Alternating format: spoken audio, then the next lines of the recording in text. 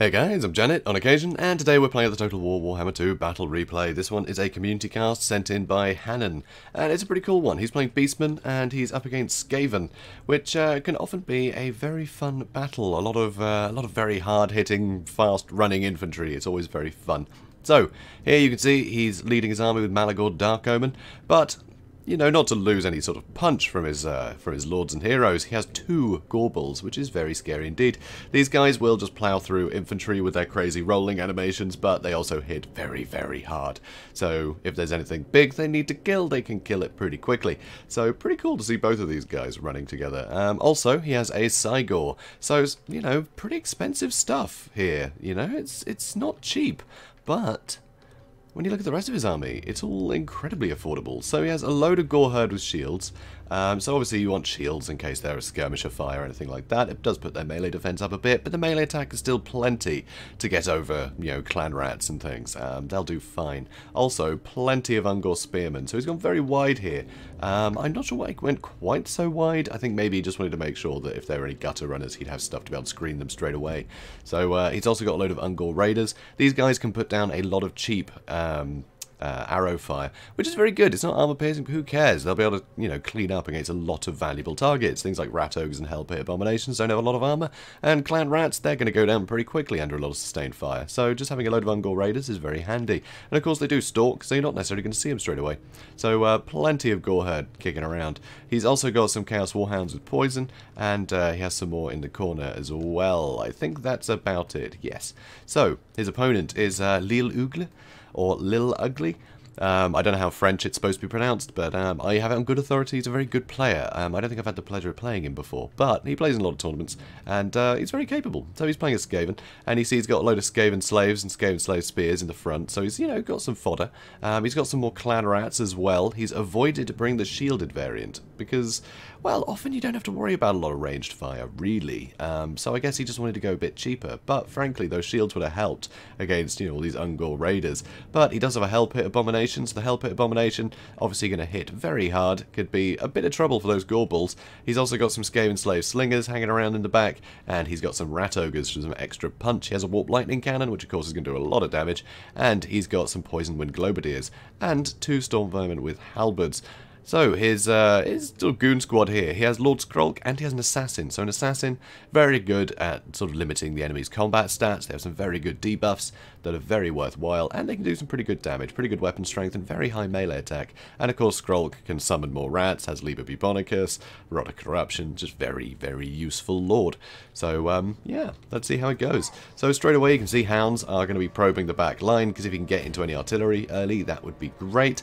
Starting to move up with everything else. So of course he's got very wide approach here to be able to get in at many different angles, and the Gorebullies are pretty quick, you know, they're pretty fast, so they'll be able to get in where they want to, and he has the Cygor to take out these very expensive units.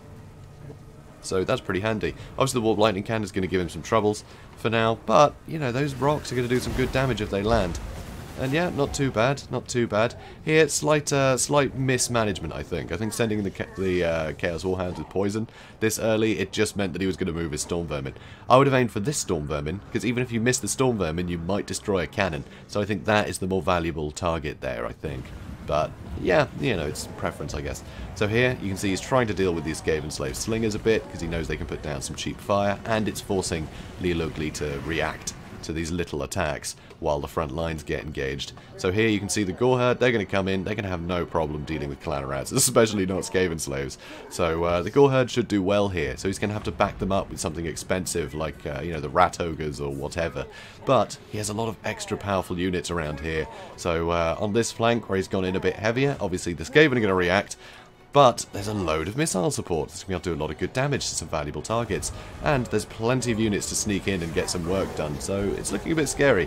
So you see he's trying to deal with the Hell Pit Abomination somewhat, but, you know, with all the anti-large from the Gorebullies, they should be able to do some good work to the Hell Pit Abomination, even if it does a lot of damage in kind. But you can see suddenly the Gore Herd, they've got through those clan rats in a matter of seconds, so no problems there. And now even more units are getting in round the back. The Cygor, he's still being shot at, but he's getting some work done, I guess. He's being a good target, I guess, for the Warp Lightning Cannon, if nothing else. And here you can see the Hell Pit Abomination is really struggling, so he's having to retreat. And now here there's just Rat Ogres and the Poison Wind Globadiers trying to muck this stuff up. Luckily, Terra is actually hitting these guys with the Rival Hide Talisman. Suddenly, things aren't as useful, and this Assassin will actually be able to hit these Gorebulls pretty well. He's not a large target, so the anti-large bonus isn't going to help, but he's got very good melee attack, so he's going to be able to hit the Gorebulls, and the Gorebulls with 0 melee attack aren't going to be able to hit him back. So, very cool move there. Now the Stormvermin with Halberd are getting in here, and that's a bit dangerous. Beautiful hit from the Cygor, and more rats are being summoned around the place, which is very scary. So the Hell Pit Abominations coming around the back to try and support this engagement, but you see all of these little pockets are being broken through. So the Poison with Globadiers, they'd be very valuable for dealing with things like the Gorebulls. They've just been taken care of by Goreherd, and now the Goreherd can move forward further, deal with this Warp Lightning Cannon. The Cygor will have no threats left on the table. And this hasn't been lasting long, but trying to keep a defensive line against Beastmen is tough. They hit very hard and fast. So it does actually make the Cygor quite a worthwhile pick, even with Warp Lightning Cannons on the field. So pretty cool to see. So the Gorebull is struggling a little bit here, at least one of them is. Trophy heads have been used on him to try and make him an easier target.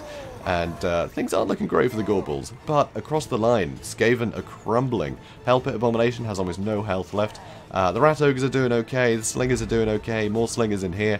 But the Chaos Warhounds with Poison are dealing with the Poison Wind Globadiers. All of these archers are getting some really good fire into these Plague Monks, all summoned of course. Little Bray Scream there I believe to help whittle them down and knock them over. And they are taking a lot of damage. And yeah, these 3 Ungor Raiders, they're getting some work done. So here, after the Rival Hide Talisman and everything else broke, suddenly these guys are actually winning. You know, the Assassin, he's pretty squishy, honestly. He's not the best. Once those debuffs wear off, these guys can start fighting him, and he doesn't last long.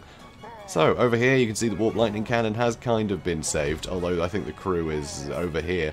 So that's not great, but, you know, things have been terrified. The Beastmen have been fought off here, but that has taken 2 lots of Rat Ogres, I believe. Yep, and the Hell Pit. And they're about to lose Skrulk because of this. So having the leadership holding on this side, yeah, it didn't quite go to plan. It didn't go to plan. The Gorebulls were just able to team up on too much with all this missile support, you know, being able to poison things with the Warhounds and Malagor in support as well. It's been very rough. So suddenly, there's all these slightly, you know, not very heavily armoured units left. A lot of large, so there's a lot of things that can capitalise here. You can see the archers are getting some really good damage into the Hell Pit. The Stormvermin are moving in, but they're a Goreherd running in to intercept, so there's not a lot of fear of the Ungor Raiders being caught out. And of course, the Cygor still has plenty of ammunition. So, got some Chaos Warhounds with poison in reserve. The Gorebulls are charging in, and actually, looks like they're going straight for the Stormvermin, knowing that they can hit and then get out of there very quickly. Because, well, frankly, their leadership isn't going to hold very well at this point. Balance of power is very, very bad. So just going in with everything, everything breaks. So yeah, pretty crazy. So Pyrrhic victory. I wouldn't call that Pyrrhic at all. I'd say that was fantastic. That was just textbook Beastmen play. Going super wide is really good, and having a Cygor is pretty handy, because there's not a lot here that can deal with a lot of armor, except really the Gorebulls. But of course, the Gorebulls, you don't really want them fighting things like Stormvermin with halberds, so having something that can take them out from range is pretty cool. So I do like that. But yeah, this is a very decent sort of squad here, and just going very wide with the infantry, knowing that it can overpower the Skaven's infantry. I think it's pretty great. And, you know, Chaos Warhounds and Poison, constant nuisance. They can outrun literally anything the Skaven have. And, yeah, there's a lot of strength here. And, of course, even if there was something like a Doom Wheel or something like that, you know, the Gorebulls can take care of that pretty quickly. You know, Gutter Runners, just plenty of shields. Just throw some Ungor Spearmen towards some Gutter Runners. They'll be busy while you deal with the rest of the army. There's a lot of solutions here to a lot of the problems that Skaven can bring. So I think it's pretty cool. I mean, he didn't bring things like a Plague Furnace or anything. He went very expensive with the Hell Pit Abomination, which honestly I'm not sure is worthwhile against the Beastmen. I just don't see it performing against the Beastmen really. Even against things like Centaurs with great weapons and stuff like that, you can surround it and you can do a lot of damage to it. I'm just not sure there's a really place for the Hell Pit Abomination. It does cause terror though, which does help. So I don't know. I'm on the fence about the Hell Pit Abomination. But the rest of this build was pretty solid. You know, he had a load of really good sort of solutions to anything charging in. So he has a lot of infantry just to muck up charges. He has Rat Ogres to get in and muck up charges. So this is great against things like, you know, Centaur heavy builds. But it just doesn't quite work against, you know, just a massive infantry rush. So it's very interesting to see. And with the missile support, it worked out beautifully.